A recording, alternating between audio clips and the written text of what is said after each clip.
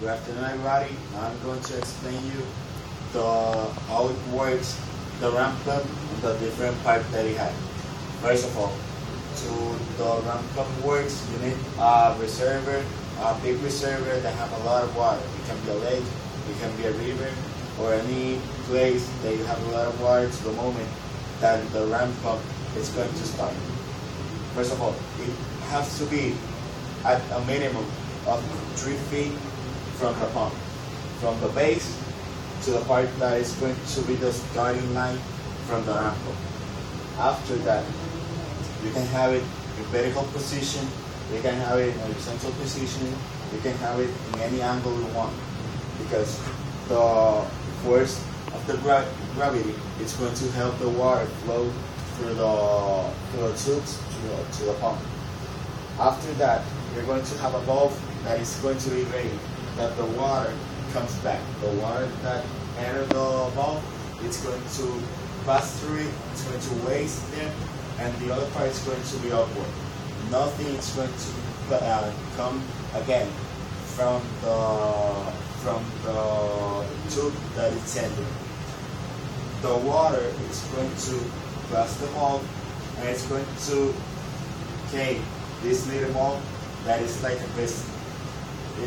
The force that the water is going to make, it's a lot higher that the piston is going to support, and it's going to open.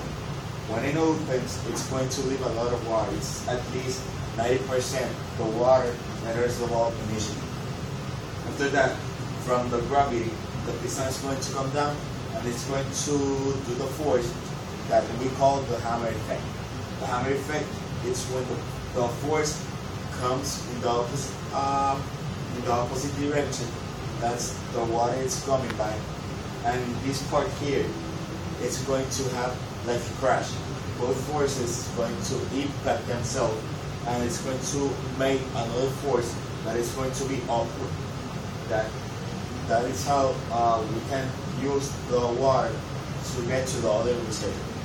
After the force going upward, we have another valve that is going to evade the water, enters the retainer we have, comes down.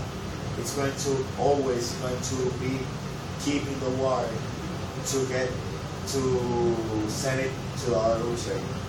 Here it's the container.